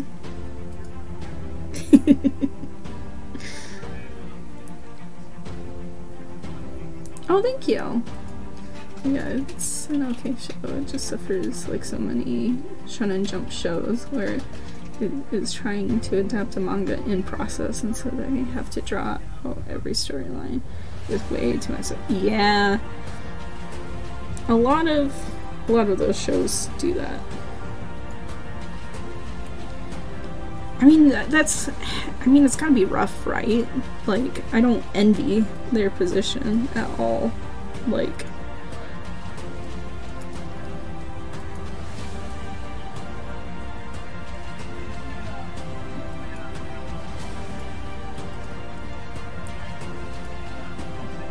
heroes always arrive late.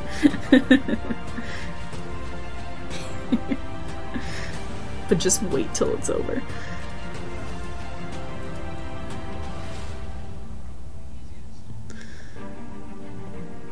There's something kind of like, I don't know, like satisfying about that in its own kind of weird way. I feel like at least, like, I guess it just depends on the show, and it depends on how, like, into it or invested you are, on your tolerance on that. But, like, I know, like, when I'm watching, like, Dragon Ball and stuff, like, I don't mind most of the time. It depends on if they're actively doing anything in the fight or not. But, like, there are some, like, Cell era stuff that just kind of drags a little bit.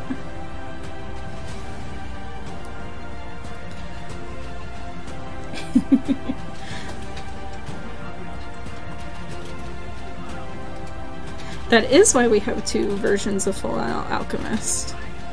I was actually actively reading the manga when the split happened, and was extremely confused when it did with the show. And then, because that was back before the internet was really, like, super popular and accessible and all that junk. And so I think I had heard it from some friends that, like, that happened. And I was like, that's weird.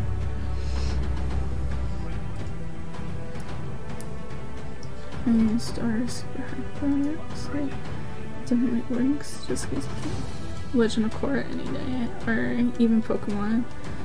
Go to place and Pokemon, learn more lists. Dude, did you watch the Sun and Moon Pokemon anime? Because everything that I have seen from that, I don't like watch it like week to week or anything, but everything that I've seen from it has been excellent.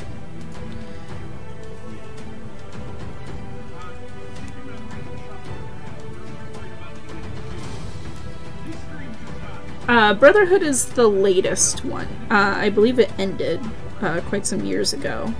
But regular Full Metal Alchemist is the original one, and that at a certain point the manga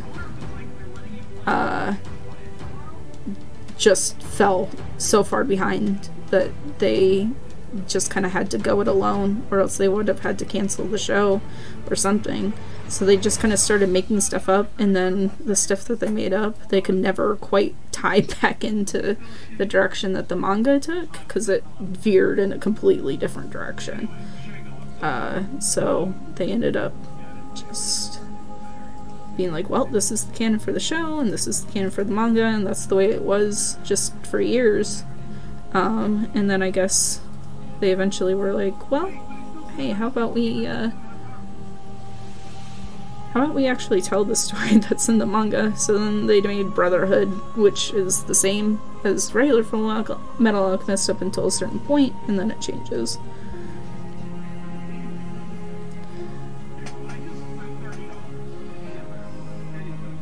It's kind of like the Gurren Lagann, the show, and Gurren Lagann, the movies, kind of do that. The first movie and the first half of the show are essentially the same things, and then in the second movie and the second half of the show, they completely, not as much as Fullmetal Alchemist, but they do make some pretty significant changes.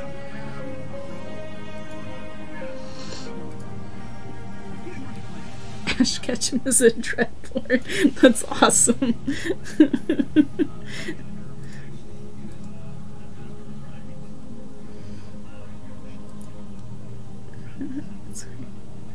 This guy's got some. He's still 10.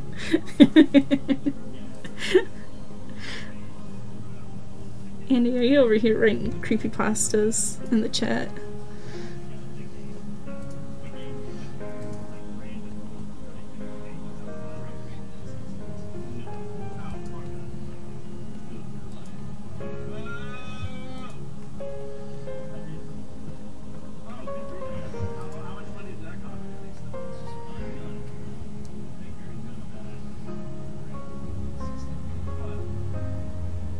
I mean,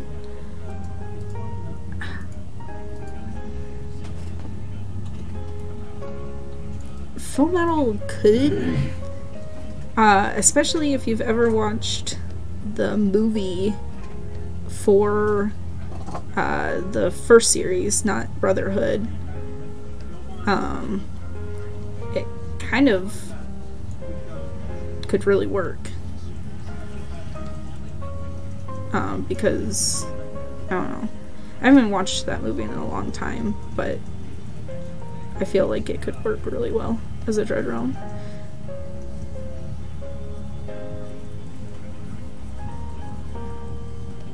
And I haven't actually watched all of Brotherhood. I need to. You're good. You don't need to.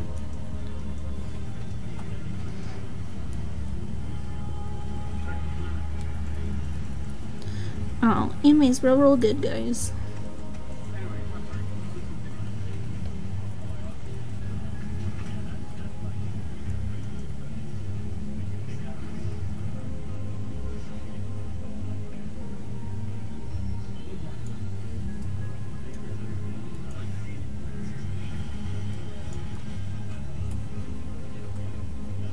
Okay. Ugh. Got too light in that area.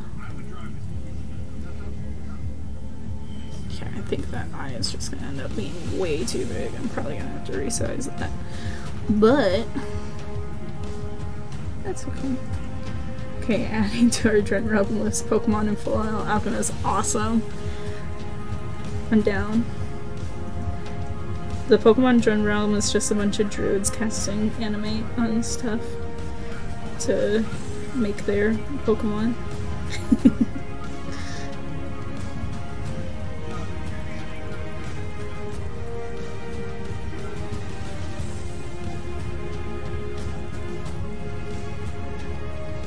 I feel like that's how you get Klefki.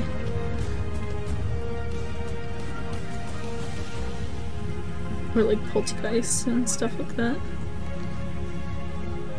Oops.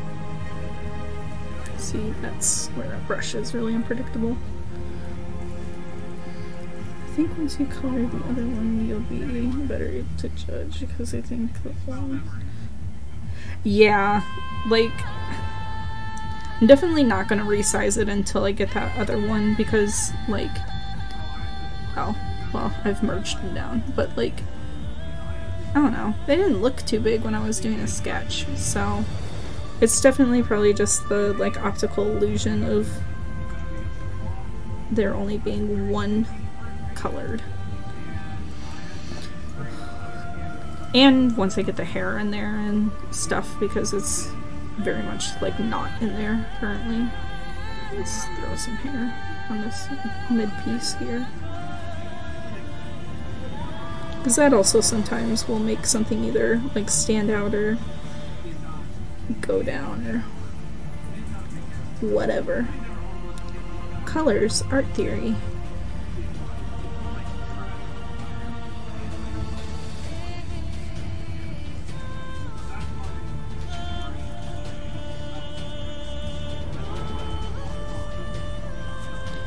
Yeah.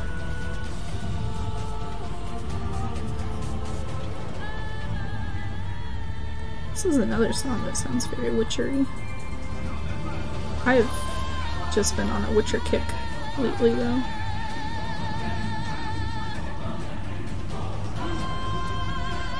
I'm almost to the end of like the main story, I think. I don't know, it's so hard to judge with those like big action games.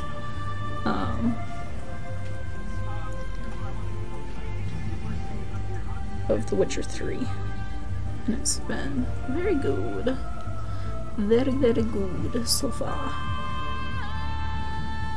I really like it because the mission system makes it so that you can just play for like an hour or two at night and then put it down and be able to pick it right back up again the next day or in a week or whatever.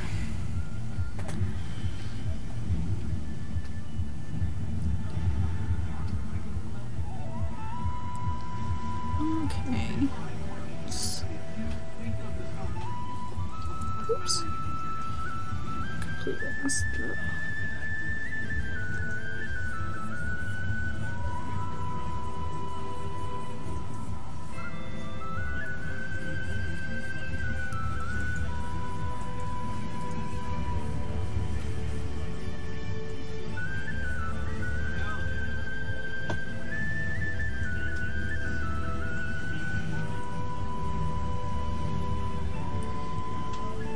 Harbinger, Raven Queen herself.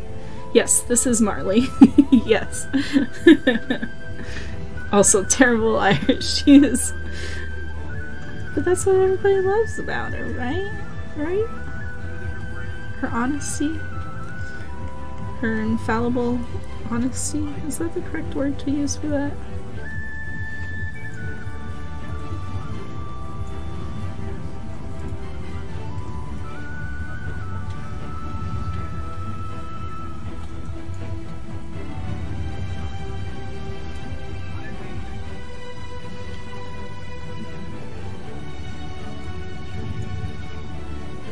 Owner of a dude, the sword is gonna be in here. That's what this area here is all about. Is that the Black Jammer's cutlass.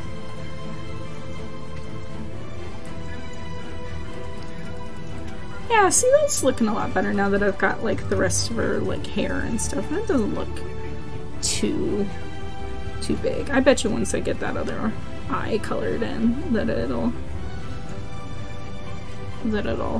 balance out and look fine.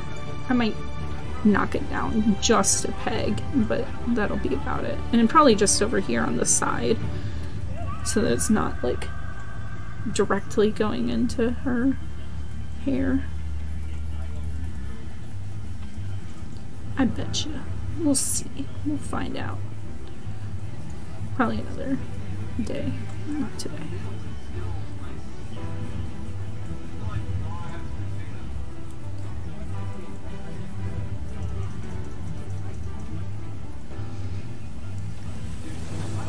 Never let Hester fool you. She has a great affection for me. And she creates a fair amount of trouble for She hasn't gotten us in trouble recently. Not since we've been on the turn. I feel like Storm has wrestled up more trouble than Marley ever has. He's got a penchant for danger. But cannot be quenched. Don't get him and Willow together. A couple of danger hoes.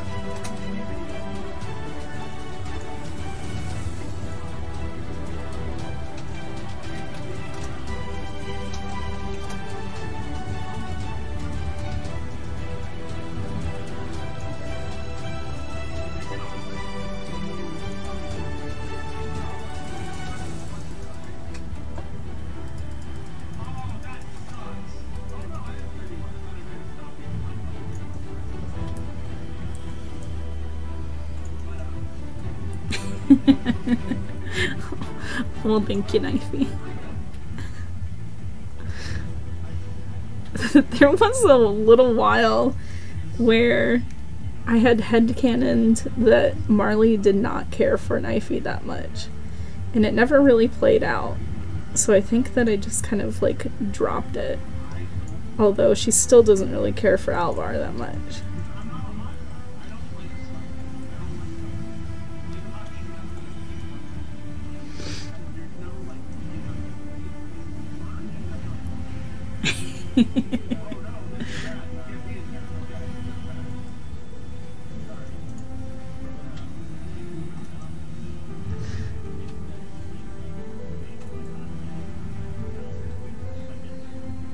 I think it was Knifey that I was like,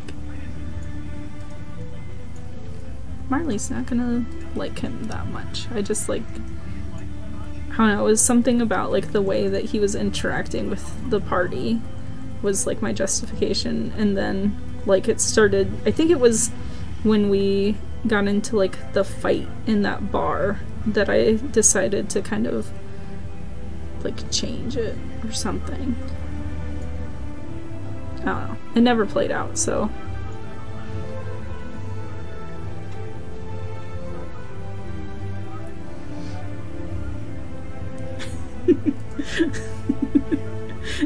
Knifey will remember this. Oh no.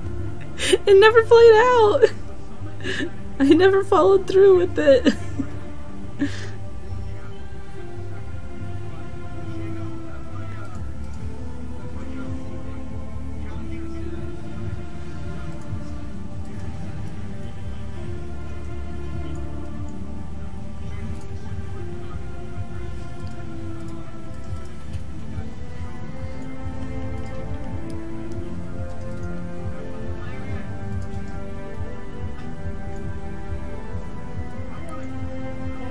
Okay, we're probably gonna wrap up here in a second. Just wanted to get some more. I got going on the hair, and now I gotta do it until I'm done with it, you know?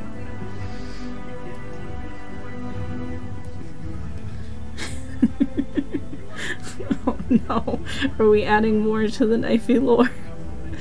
To the Knifey family tree?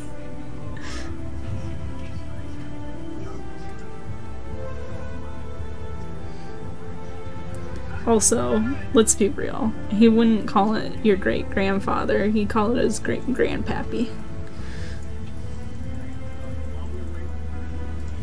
Come on.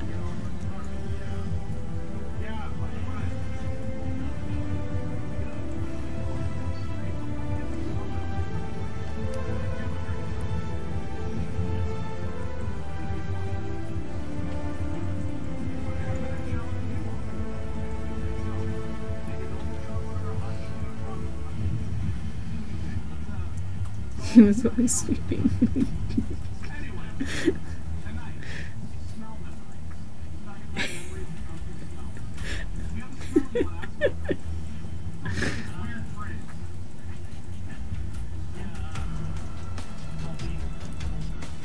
If only we had some kind of abbreviation for that.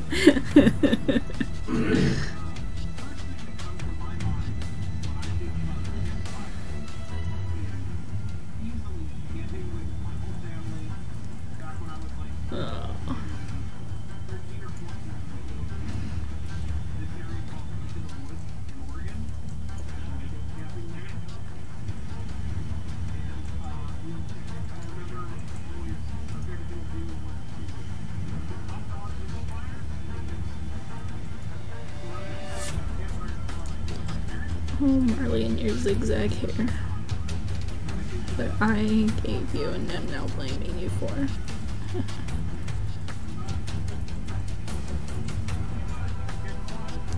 Sounds like some Final Fantasy VII-ass music, which, by the way, remake demo is out.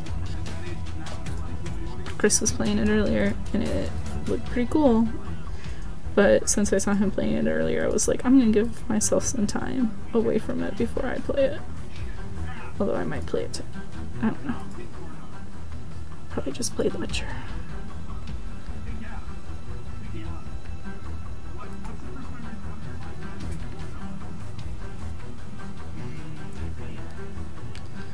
Okay.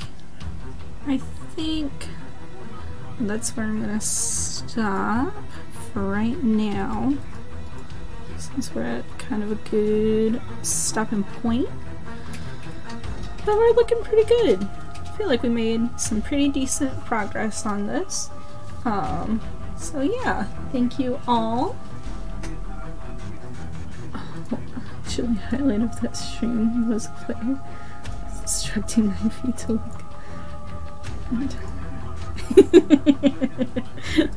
I'll stab the man in the face. I can't do a Knifey. I can't. I'm not. That was my Knifey impression and it wasn't good. Okay, anyway. Thank you all for joining me tonight at Art at the Inn.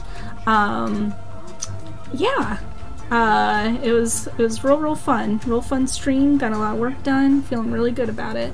I'll probably be doing another one of these later on this month, and maybe we'll see more of this picture, maybe we'll see something else that I'm working on.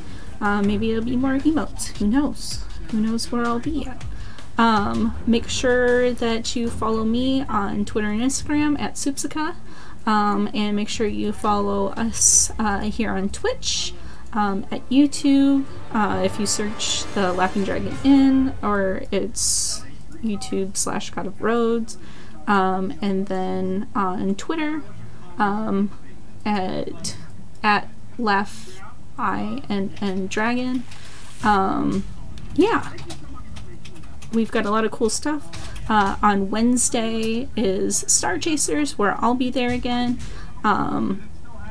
and be playing Marley, this character that I've been drawing all today. And I'll be joined by Andy as the DM, and then Marty as Hester, who have been hanging out in chat all night. Thank you guys for hanging out in chat. And then also Timothy. So we just went to a new sphere, and it's gonna be some fun shenanigans and faffing about, I'm sure. So yeah, thank you all for joining. Thank you all in chat.